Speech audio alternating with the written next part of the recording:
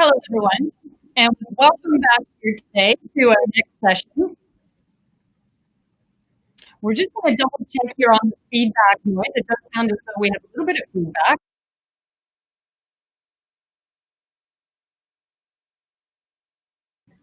There we go. Let's see if we can resolve that issue. Okay, so let's get going. Okay, looks like we've resolved that issue. Thanks very much, everybody, for joining us. I believe that the feedback has now been resolved. So welcome to our next session on the art of the possible. First, we're going to start off with some predictive modeling using Qtrik's trademarked Routi predictive modeling tool for electric buses and fuel cell buses. You'll note from the title of this presentation, we originally planned to present to you 3 systems that we had modeled out, but due to the COVID-19 crisis, 2 of those systems, we weren't sure if we would have a chance to present them at town council or city council before the conference today. And in fact, it did turn out that at least one presentation has been delayed to several months from now. So we're not going to be presenting those results because we have to obviously present them to the city council before we present them to the world. Instead, what we're going to do is focus in on the modeling from Riverside Transit Agency, which we have presented to council in the community of Riverside in California. And with us today, we're going to have my colleague Parvati Pillai, who is our Routi program manager and our research manager at Qtrik. She's going to take you through that research, that modeling work. And following that, we're going to check in with Kristen Warsinski, who is the director of planning for Riverside Transit Agency. We've had the great pleasure of working with Kristen and her team at Riverside. Just a fantastic group to work with in terms of working through all the ins and outs of how to electrify a system that's situated in California where you really don't have a choice because of the CARB regulation. It's not a if and when and how should we, it's a we must do it, and so we need to figure it out. We have an opportunity to deep dive with Kristen. She has a huge amount of insights to provide. So to kick things off, I'm going to turn it over to you, Parvati, to kick off the modeling. The show is over to you.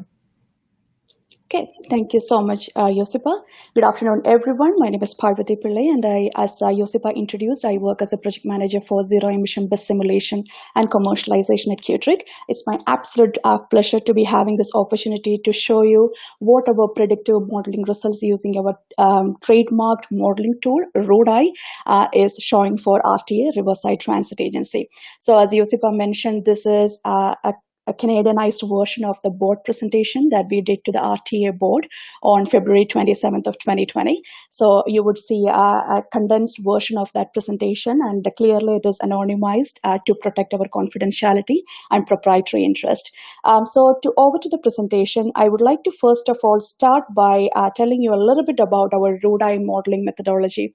And as you would see, there are 4 key aspects to it: the GIS modeling, duty cycle generation, BEB or hydrogen modeling, and the charging schedule analysis. So I would like to start off with the GIS modeling part, which is our first aspect of the study for any predictive modeling project that we undertake. So we do look at the actual traffic conditions that a bus would go through, the traffic impediments, the transit schedule, the GTFS data that is provided by the agency, along with the non-revenue miles that a bus in a real life situation passes through to actually generate a route profile for an individual route or a block.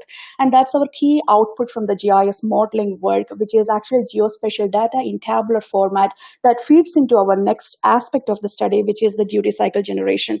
So in duty cycle generation piece, we look at seasonal variations involved. So we have like heavy winter conditions in Canada, for example, in California, that may not be the case. So we do look at the seasonal variations and the resultant cabin heating or cooling requirements that are placed on the battery. We also look at the ridership scenario. So typically we work with transit agencies who provide us their actual ridership data, which we utilize directly in our modeling. So if they provide the maximum ridership, we use the maximum value for our absolute worst case scenario modeling, like heavy duty cycle. We use half of that for our medium duty cycle. There are 3 duty cycles: light, medium, and heavy. Light duty assumes that there are no passengers on board. It's the best case scenario in terms of energy utilization. The bus just exits the garage follows the speed profile or speed limits on the road, and then doesn't use any auxiliary load, doesn't have any passengers on board, and it actually utilizes the minimum possible amount of energy. Whereas in the medium duty, it is 50% passenger load, 50% auxiliary load, and in heavy duty, it's at absolute maximum at 100%. So that duty cycle is generated in the three scenarios, which get pumped into the next phase, which is the BEB or hydrogen fuels and electric bus modeling. So in doing this analysis, we use our Routi modeling algorithm, which is based in Python. We look at different OEM specifications that are systematically and progressively updated and collected from our member and non-member OEMs. So in terms of some of the key elements that we look at are the weight of the bus, the auxiliary heating draws from the battery, the AC draw. Some agencies would want us to consider diesel heater incorporation, which we do for the winter conditions. We look at the motor efficiency, the battery sizes involved, etc., in generating the performance modeling predictively for each of the models and makes of the buses that we look at. And the fourth and the final piece that we do in a phase one analysis is the charging schedule analysis. So we look at the demand charges, the volumetric charges that a transit agency would have to incur when they are deploying these battery electric buses, and we do look at their traffic schedule to see what kind of downtime would there be possible for them to accommodate an in-depot charging as well as opportunity charging. We do look at the charger information to do in-depot charging as well as opportunity charging, depending on the scope that is agreed to by the transit agency. So in the case of RTA, we would look at both opportunity charging and in-depot charging, and we would see the reasons for doing so in the following slides. But before I do really want to drive your attention to this slide, which is talking about the non-revenue distances. So in the case of RTA, there are two types of blocks: DO blocks, directly operated, and contractually obligated or cutaway blocks. So in this particular presentation, I'm sharing with you the DO blocks in the weekday scenario, and this slide is basically showing all a subsection of the blocks that we work with. So RTA has, as any other transit agency, several hundreds of blocks, and we looked at a subset of them in this particular slide here, block ID being represented on the x-axis and non-revenue distances in kilometers on the y-axis. So that bold orange ribbon that you see through the slide is basically showing where the majority of the non-revenue distances for RTA lies, between that 24 to 43 kilometer mark. It's not the absolute highest that we see in the case of our modeling experience. It's not the lowest either. So we have seen a range of non-revenue distances in our analysis, and RTA shows 24 to 43 as the average, majority being in that range. So this slide is basically showing furthermore description about the non-revenue block assignment. So in doing our Routi modeling, we do typically look at the non-revenue distance profiles that are provided by the transit agencies if they have it.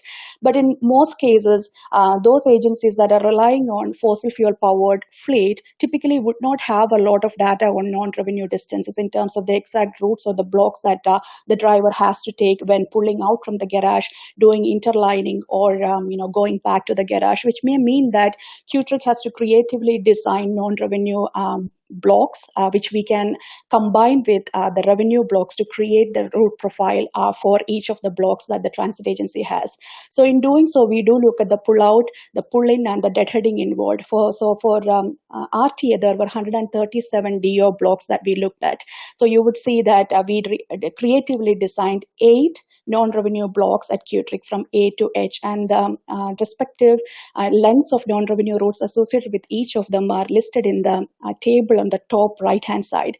And the descriptive statistics table that you see below that is basically the information that we received from RTA, and it shows that the maximum amount of deadheading that RTA has, or non-revenue distances that RTA would have, is around 120 kilometers, and the minimum is around 4 kilometers. So from an energy consumption predictive modeling standpoint, it's really critical to look at the non-revenue distances, because if you're looking at an energy dense fossil fuel like diesel or CNG, this value wouldn't matter that much or are not really considered. But when you look at like an expensive non-energy dense molecule like electron, it becomes far more important. That's why we do combine the revenue and non-revenue distances in our analysis. So this is basically showing an example of a route profile for two buses, two vehicles, basically bus number 115 and bus number 1001. So you would see the frequency of different impediments listed on the y-axis with the two buses listed on the x-axis in two different colors with the impediments noted. So you would see the bus stop, the traffic light, stop sign, pedestrian crossing, unique bus stops, number of trips, etc. shown in this particular graph. So we do have separate formats for all our blocks, all our vehicles that we modeled, but this is an example of the two vehicles that we looked at. So going into the next phase of the analysis, which is duty cycle generation. So 3 duty cycles, light, medium, and heavy duty cycle was generated for all blocks and days at RTA, so weekday, Saturday, and Sunday. So during the weekday cycle, we observed that there were 214 blocks, and over the 3 duty cycles, we had 642 duty cycles. Similar format is observed in the case of Saturday and Sunday. We obtained passenger loading data from RTA, which were used for the medium and heavy duty cycles for each block. We used the 100% of that value for the heavy duty cycle, 50% was used for the medium duty scenario. So this is again showing 2 examples of blocks that we modeled for RTA, and the graphs show basically the topographies for the 2 blocks listed. So the right hand side shows block number 5012 for RTA, and as you can see, there is one route associated with it with 3 shapes associated. There are 8 bus stops and 8 traffic impediments. This is a 15-kilometer long route with an operation time of 1.5 hours. On the left-hand side, you see another block 20,602. You'd see that there are 2 shapes associated with that particular route, typically peak and non-peak. There are 8 bus stops, but it is a far longer route because it's almost 127 kilometers in revenue, operating under 2.5 hours. So it's basically showing the distinction between 2 blocks on the extreme ends, like a shorter and the longer route, and how we classify their attributes. So if we go into some examples of the duty cycle, so we have listed the example of block 5012 in this particular case, and it's in the medium duty cycle that I'm observing this result. So you would see 4 graphs in this pane, and I would start with that one on the top left-hand side. It's a speed profile. So you would see the speed in kilometer per hour listed on the y-axis and the simulated time in minute on the x-axis. So in 30 minutes of operation, we see that this bus goes from 0 to almost 65 kilometer per hour, and it does a lot of stopping and starting. So typically it may be doing that to collect the passengers, and it's probably a downtown environment that this bus is operating under. And the distance profile is further attesting that scenario, because we are only seeing a total of around 15 kilometers traveled during the 30-minute window. The elevation profile, which is the graph that you see on the left-hand side on the bottom, is actually showing what kind of elevation is this bus going through. Is it block going through? Basically, you would see that it's from around 250 meters above sea level to around 275 meters above sea level. Not a substantial hill or anything, but there is still an incline that gets reflected in the energy profile. The grade also shows some degree of undulation, some degree of changing from around -10% to almost 15%. So this has impacts in energy analysis as well as regenerative braking for this particular BEB models that we look at. So if we look at a medium duty example for the second block that we showed as an example in the earlier slide, block 20,602, you would see the same 4 graphs in this pane, but the speed profile is quite a lot different, because you would see that the speed almost goes to 100 kilometer per hour, showing that this is not a downtown route. This is rather a freeway route, and it is a substantially long route as well, almost 125 kilometer plus in the around the 120 minute mark, almost 2 hours mark. You would see the elevation profile is also showing some substantial degree of change, and the grade profile is also reflecting some undulation.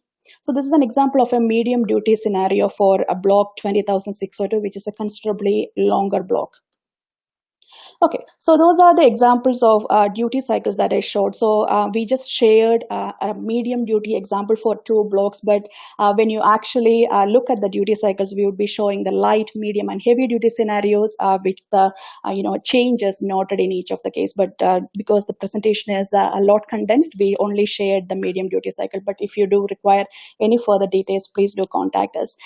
So there have been multiple models, bus models utilized in this analysis, but I'm typically showing you one battery electric bus model and one fuel cell electric model. The results are anonymized, so we are not disclosing the name of the provider here. But the battery electric bus had a battery capacity of 400 plus kilowatt hour, and the fuel cell electric bus used in this analysis had a 50 plus kilowatt hour fuel cell on it, with a hydrogen fuel cell tank capable of carrying around 30 to 40 kilogram of hydrogen. It also had a battery at 90 plus kilowatt hour capacity. So let's see what the results are for this. So in the case of depot charging only, we are expecting that this bus would be leaving the depot fully charged, and it doesn't have any opportunity to get recharged over the course of its travel or its trip. So in the medium and heavy duty scenario, we are observing an energy efficiency around 1.28 kilowatt hour per kilometer in the weekday scenario, which actually is much more when you look at the heavy duty cycle. Almost 1.81 kilowatt hour gets required per kilometer in the heavy duty scenario. So this bus is not getting charged, and so this basically tells you what kind of a range we are looking at for this particular bus, because it has a battery capacity of 400 plus kilowatt hour only.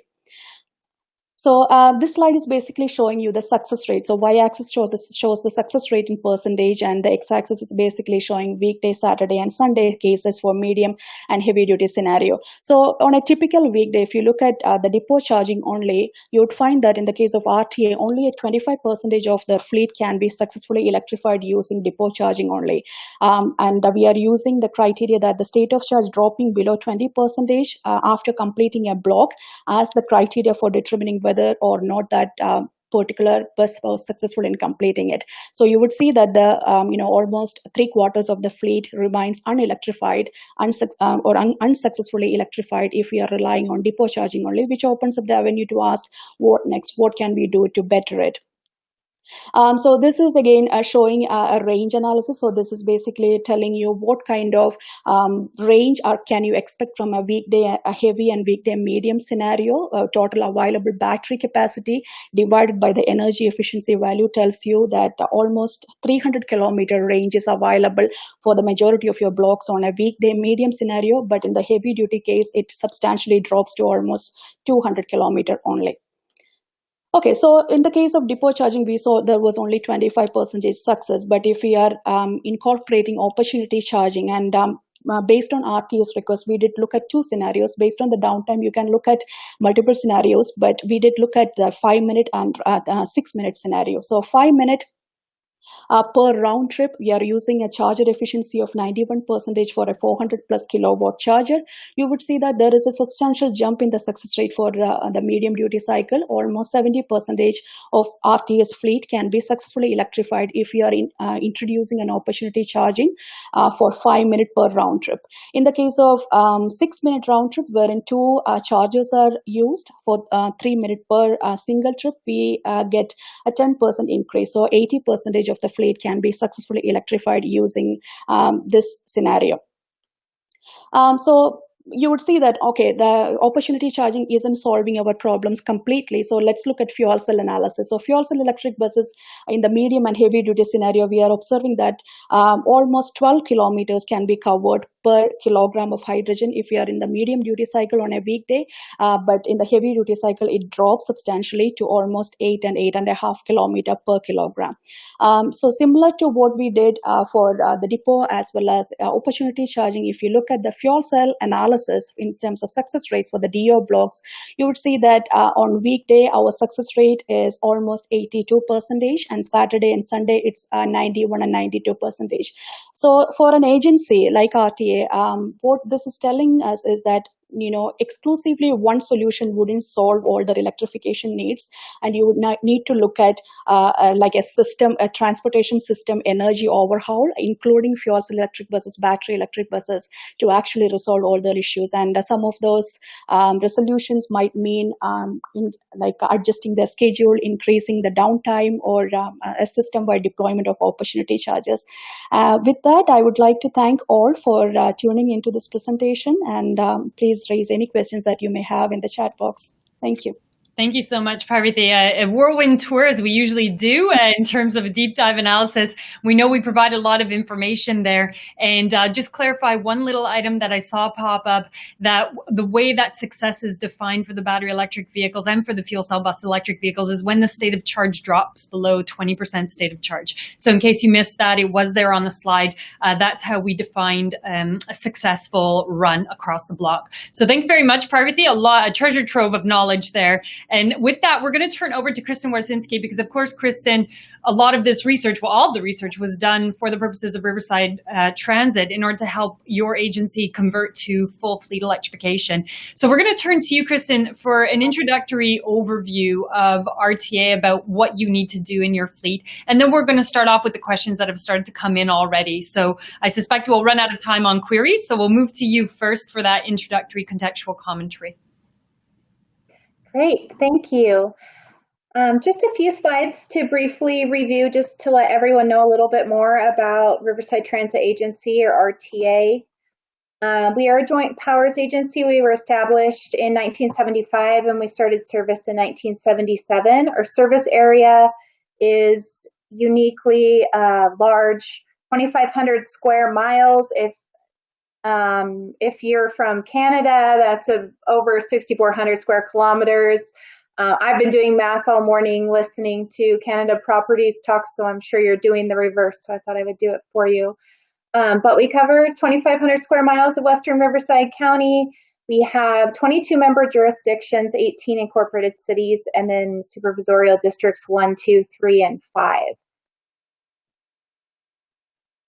Under normal service, so pre-COVID service, we would run 334 buses. We have 38 fixed routes, 1 rapid link route, 8 commuter routes that connect with other nearby counties. We have dial-a-ride service provided by another 110 buses, which is the curb-to-curb service for seniors over 65 and disabled. So RTA has some unique attributes and challenges that we've been having to look at as we've looked at changing to a zero emission fleet. One of the main ones being our large service area again, and trying to figure out what technology or mix of technologies will work for us in order to continue to provide that essential service throughout the county, but knowing that the range limitations are there at this point for zero emission. And we currently run all CNG. We've been running all CNG since 2001, and it works really well for our large service area. We don't really run into those issues with range, so that has been a challenge. Our commuter link routes are very large. Most of them are over 100 miles in one round trip. So when you combine that into a block, there would be a serious need for charging if it was electrified, and even a need to top off fueling if we went hydrogen. I think you saw there on the slides that Parvati showed that there are some routes where even with hydrogen it wouldn't work. We would have to do some fueling. Our fixed routes, our longest fixed route is 89 miles round trip. So even that is really long for a fixed route. So those are some of the challenges that we have. We also have challenging topography, for traveling from Riverside County to Orange County. We have a route that goes from San Bernardino County to Orange County through Riverside. And that takes you all the way to sea level. Not so bad on the way down on a zero emission vehicle, but coming back up, it presents quite a challenge. So that's something that Q-Trick helped us look at and understand. We also have different divisions that we run our service out of. We have some of our buses out of Riverside, some out of Hemet, and then we also have contract ops service that comes out of Paris. And we have some deadhead challenges associated with the locations of our garages and where some of these routes have to start. So that's something else we had to think about. Is the bus going to be half out of energy by the time it gets to the start of the route? Those are kinds of things that we had to look at. On top of all of that, the state of California, or CARB, the California Resource Board, passed their ICT regulation in 2019, saying that all transit agencies are mandated to move to a zero-emission fleet by 2040. RTA is considered a large transit agency under that regulation. Anything over 100 buses, anyone who runs over 100 buses is a large agency, so we are bound by those requirements. So starting in 2023, anytime we purchase buses, we have to buy 25% zero emission, and zero emission for them is either electric or hydrogen fuel cell. Those are the two options. And then it ramps up from there, and by 2029, anytime you're purchasing buses, you have to purchase 100%. Where that becomes even more of a challenge for RTA is because of our large service area. We put miles on buses. They reach their useful life and mileage well before they do in years, which makes our replacement schedule a bit more rapid. In fact, when we go to apply sometimes for federal funding for buses, we have to remind them that our service area is so huge that the miles that we're putting on our vehicles happens a bit more quickly than the average transit agency. So our replacement schedule is ramped up a little bit. And then we are also working on submitting a rollout plan to CARB. CARB actually, because of the COVID pandemic, allowed for agencies to, they allowed agencies some time to figure out their rollout plans, because it's hard to have board meetings or get, our contractors are in Canada, a few of them are. We can't have in-person meetings right now because of the pandemic. So they've afforded us a little bit of room to getting our rollout plan submitted. We look forward to going back to our board with everything that we've learned from QTRIC and from Stantec, and make some suggestions as far as what types of technology we think would work. And then we're going to look to our board to set a policy on what they want to do moving forward. And that's, I think all I have is a little bit about RTA, and I'll turn it back to you, Josipa. That's fantastic. Thanks for setting the scene, Kristen. And actually, you've really set it up quite nicely. So Parvati, thanks again for your insights. We're going to go now to the fireside chat with yourself, Kristen, and we're going to go right into some of the questions that segue off of what you just ended on. Now, I'll note that several folks had questions about the Routi tool, and I'm going to ask, if you do have those questions, get a hold of us about whether it can be licensed. It's a not-for-profit tool. It's meant to help transit agencies, and we are working with the government to try and figure out a way to offer to all Canadian transit and beyond for an apples-to-apples comparative methodology that's easy and trustworthy. So get a hold of us, and we're happy to provide those pieces of information to you about that tool and about the modeling work. But we're going to go right into the lessons learned from Riverside Transit. And one of the things you ended on, Kristen, was the fact that CARB's given you a little bit of leeway. For those folks who aren't familiar, I think most folks on the line, well, I know they are Canadian or American, but we've got a lot of European and some Asian, North African participants here today as well. And so for those folks who aren't as familiar with CARB, it's the California Air Resources Board. And of course, in California, it's mandated, as you said, Kristen, that zero emissions is the way of the future. So you really don't have a choice. And that might actually be a healthy thing for the environment. But given that that's the case, even with the COVID extension, could you give us some insight into, is CARB's requirement feasible for all transit? And if it is feasible, or if it's not feasible, what is the variability from small to large systems? What are some of the supports you'd like to see in place, in fact, to make sure that CARB's regulatory targets can be met without causing chaos on the transit side? Because all of this stuff is really complex. Yeah. So for us, the challenge is going to be on the cost side. The capital costs, and trying not to lose those essential routes that we have that go to some of the further distances in our county. Those routes are there for a reason. They're necessary for the people that live in those areas. And for instance, just going to electric, we would be cutting. We would be forced to cut a lot of things, or reroute and restructure and go out there very limited times throughout the day. So there's some limitations there. As far as CARB's timeline, it's aggressive. And from a financial standpoint, I think where we stand is that we would hope that there's going to be some future incentives and grant programs to help us afford, this is a system overhaul. It's redoing the way the RTA delivers transit. It's rethinking how we're structuring our blocks and, where to put this infrastructure and do we have room to put this infrastructure in. So any financial assistance that we can get is going to be crucial. I think that meeting with other transit agencies and trying to learn from especially people as close as Sunline and OCTA, we look forward to working with them and learning from them as they've already started to use the technology. I think that will be important.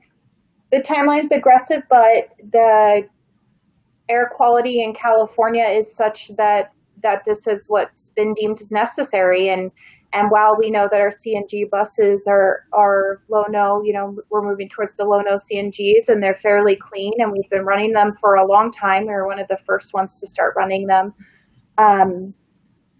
If this is what the regulations say to do, then we're going to have to figure out how to phase it in.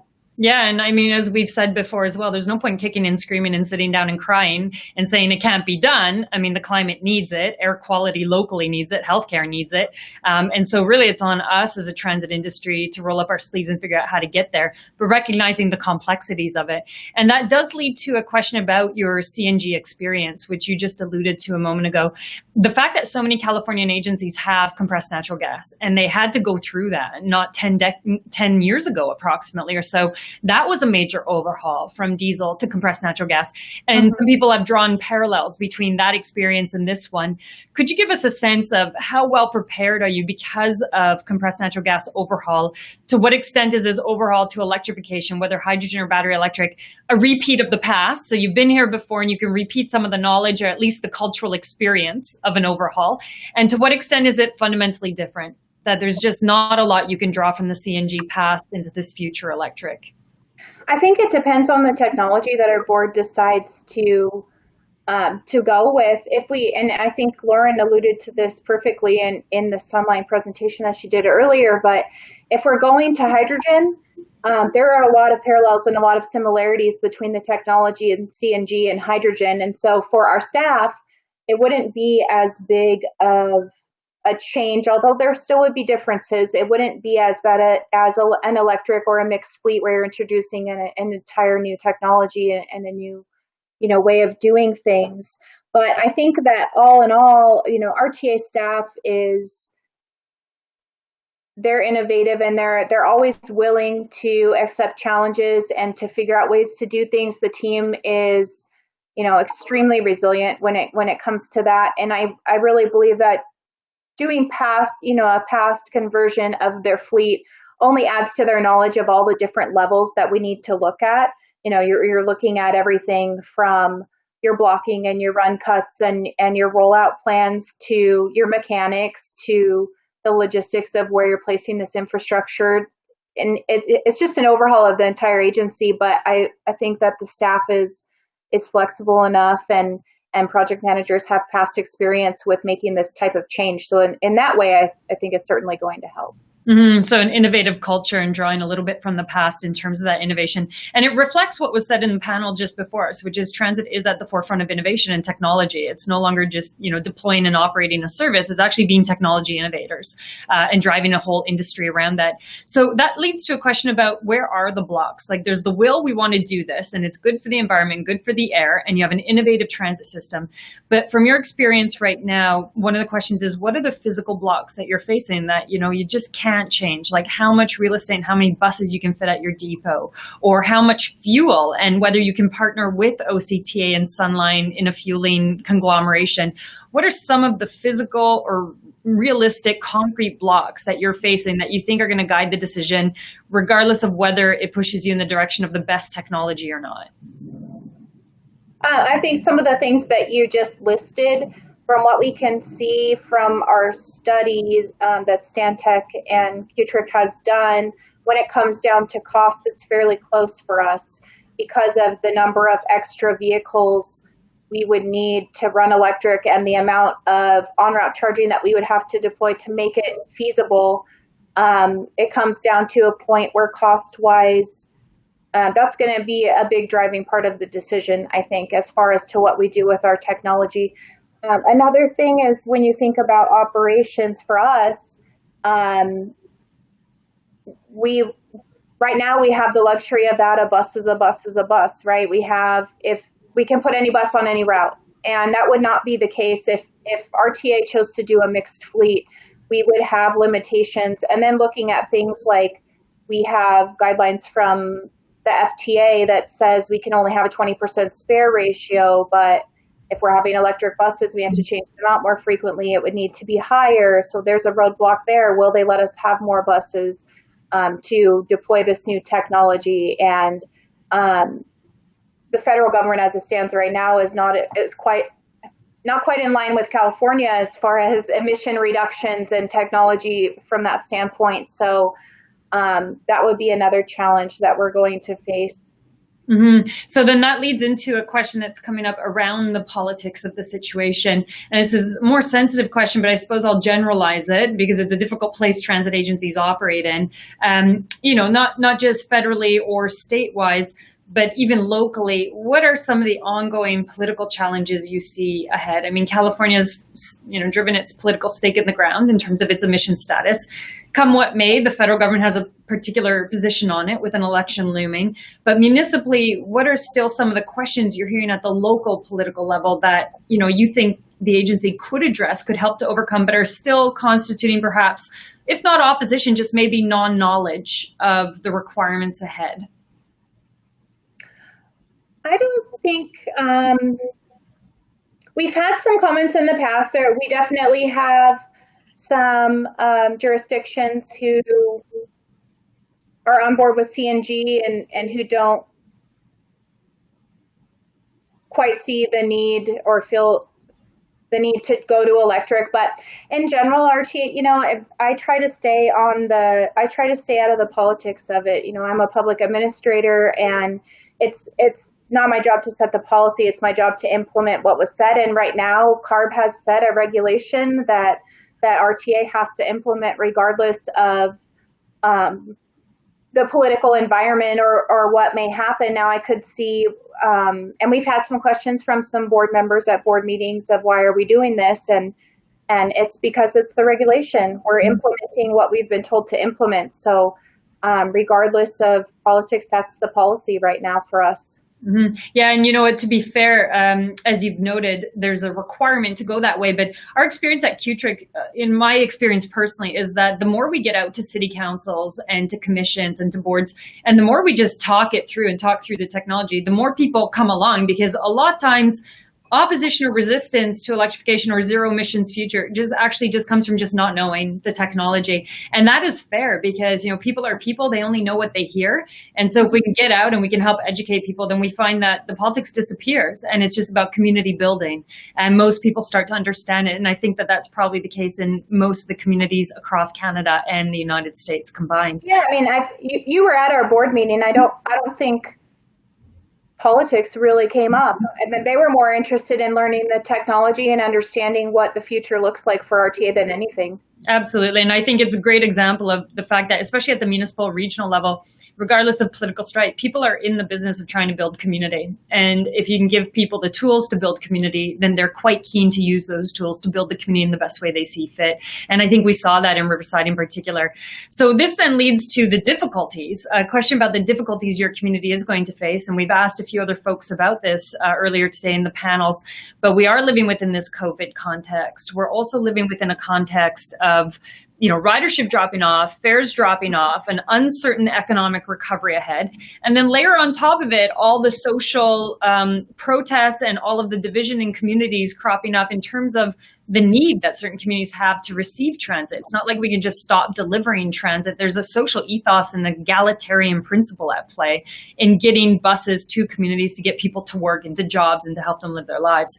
So in the post-COVID world, and with kind of the racialized and sociological overtone to it, From your perspective in your community, how is Riverside going to overcome the loss in revenues that are concomitant with COVID and all of the implications that might start to rise in terms of pulling back transit or reducing service? So we've faced a lot of challenges with this pandemic. You know, we were seeing an increase in ridership in the months before this happened. We were really excited. We were looking forward to hitting above the mark for the fiscal year, and then March happened, and everything changed quite drastically for us. And ridership dropped about 75% almost immediately. And it's hard as a transit agency to even comprehend, because in Riverside County, the spread was quite high. The numbers were quite high. The county took a very strong approach, and actually the governor of California shut down the state essentially and told us not to go out unless it was essential. So we had to scale back. We're currently running a 7-day Sunday schedule, and we're starting to find that as things are opening up, people are starting to travel again, and we're starting to have to throw out some sweeper buses, because we also have to meet social distancing guidelines on the bus, which means we can't pack them as full. You know, we love to run a Route 1 bus down Magnolia and Riverside and have it packed full, but right now we can't do that. So we're having to run buses behind to pick up people, because we don't want to leave people behind. So it's challenged the way that we do service. It also makes us think about, what would this look like from a zero emission standpoint? You know, would we be able to, would we have enough vehicles to throw out sweepers and be able to adjust accordingly, or how would we do that? So we've started to think about that. I think that moving forward for us, our biggest thing, well, first of all, I'm very proud of RTA and their commitment to the safety of the passengers and the coach operators. The changes that they've done were immediate. They reacted immediately to keep everyone safe. And it's been really impressive to watch our adjustments now, adjusting back to moving towards, you know, some sort of normal environment. Our biggest challenge right now is probably the schools. We have about 48% student ridership, and we've already heard from some of the colleges that they're not going to go back to classroom, normal traditional type school in the fall. They're going to do online just to give some more time for everything to calm down with this pandemic. And so our ridership is going to suffer tremendously because of that. And when you couple that with sales tax and gas tax revenues being way, way down, it's going to take us a while, I think, to climb out of this. I think it's going to take us a while. And I think that responding to ridership as it shows up and being flexible and being able to serve as we see the need is really the only way that we're going to move forward and sort of climb out of this. I don't think putting everything back out is the answer at this point, at least not in our county, but I think a gradual climb out of it will be what we'll see. So it's a perfect storm. I mean, it really is, right? It's socioeconomic, it's political, it's operational. Everything that could go wrong is going wrong right now. And transit's being asked to keep delivering and even grow and become more complex technologically. I personally believe the industry is able to deliver on it, because there's such great people, there's such great innovators. Nobody goes into transit not wanting to make the world a better place, right? Like you don't go into transit thinking, I want to pollute more, or I want to make congestion worse, or I want to ruin cities, right? Everybody's in transit because they want to make life better. So there's the right ethos and motivation. But given this perfect storm of circumstances and revenue losses, it leads to our next question around financing. And this is the penultimate question. We have one more after this, but on financing, new innovative financing models, new innovative funding models, even in the great good California, where there's, we see it as a lot of money for green electrification. There's a limit to that. There are boundaries around that, and there's a future horizon where that stops. So is Riverside looking at new innovative funding financing models, new financing models altogether, new ways of actually making the stuff get out the door that are not dependent primarily on taxpayer funds available today? I think that we're going to have to. I think moving forward, we're going to have to look at maybe some P3s and some partnerships to be able to deliver some of this. I don't think there's enough money out there right now. We're going to have to do something, coupled with the pandemic and the times being as they are right now, that's even going to slow down a lot of our state and local revenues for capital projects.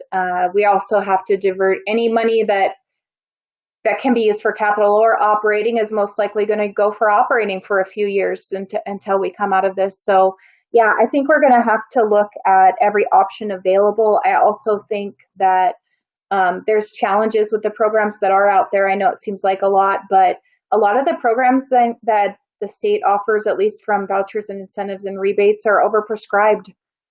They come out and they're all gone pretty quickly. And for us, we need to make sure that our board sets policy on what type of technology we're going to move forward with before we can even apply. So some of it's timing, but I think that resources are going to be challenging, and looking at innovative ways to maybe partner with some of our universities and colleges as well, will be another option. So. Mm-hmm. And that leads to a final question that's come through in a few different forms: modal shift, the benefits of merging electrification planning with modal shift, trying to get more people on your bus. Despite the current trend of social distancing, bus riders are fare payers, and fare payers help the system run. So what are the long-term plans, or are there parallel plans underway at Riverside to support modal shift into shared mobility that gets more people into your system while looking to electrify the system as well? For emissions perspective, from a social justice perspective, and also from a longevity perspective of the overall transit system. Modal shift compared to electrification, where do we stand on that? So some of the things that we've been doing, we're going to do, we got some money from a greenhouse gas reduction grant. We're going to do fare-free program for youth 0 to 18 and college kids for this next school year. We're hoping that with the economy being how it is, that we can help students get to school and their families not to have to worry about purchasing bus passes. We're also hoping that it will help us recover. But how well the program does is kind of dependent on when schools open back up and when they start accepting students again. I think it will do well. I think that it will take some time to ramp up, but we're hoping that helps us recapture some ridership. It's hard at this exact moment to know how much to promote transit, because in California, we're still keeping it to more essential type services as much as possible. So there's kind of a fine line to walk, but RTA always likes to do programs like the one that I just mentioned to try to get more people onto our buses. We're also looking at new ways to partner on grant funding. We've partnered on some affordable housing funds with some of our member jurisdictions that includes free passes for all the residents, the future residents of the affordable housing complex. We're going to go and teach them how to ride transit, and then they're going to have free bus passes for 3 years. So we're looking at other ways to try to drive ridership and get people to start trying out public transit. Mm-hmm. That's basically the newspaper subscription model, right? If you get people reading newspapers young, they'll be newspaper readers for life. Mm-hmm. Or in a less sanguine way, if somebody starts smoking young, they'll smoke for life. It's kind of like the addictive positive side of things, not the smoking side, but the newspaper side, trying to get people in the system so that they never get off of it. And, there's been some really great analyses done here in trials in Kingston and other cities in Canada where it shows, you get young people onto the bus, they're not afraid of it, and their parents aren't afraid of it. And that's the critical thing. Parents being afraid of sending their children on the bus. And if you can get that young, then it lasts for a lifetime. And boy, is that a long way with a longevity in terms of our low carbon economy. So, Kristen, it's been a great pleasure. And what I'd like to ask is that maybe just as last words in our last minute, what advice would you give, having gone through all this modeling and all this feasibility planning and all the changes in thinking that it has led to at Riverside with all the experience you have, what advice would you give to the transit agencies in the US, in Canada, and Europe that are still at the early stages of thinking about electrification and they're not mandated, say, by their state to do so? What advice would you offer? I would say that you need to study it early. and study it thoroughly. We have learned a tremendous amount about all the things that go into going zero emission, all of the factors that go into how far a bus can run, and what that looks like in your current system, and what your future system could look like. We're looking at doing some rerouting and looking at our system and making it more efficient as well. And that's all come from this. So I would say that even if we didn't have to go zero emission, I think that a lot of the lessons that we've learned from this study will be lessons that will help us moving forward with our operations. Kristen, thank you so much for your insights. I think those are great words to end by. Kristen Wersinski, Director of Planning at Riverside Transit Agency. Thank you again for your insights and for your time. We look forward to continuing the relationship with your agency and certainly with agencies in California. It's a brave new world, and we all have a lot to learn from these communities that are going boldly into the future and teaching us so much about how we can do it better around the world. Thanks again, Kristen. Have a great afternoon. And I look forward to seeing everybody else in the next session starting in a few minutes.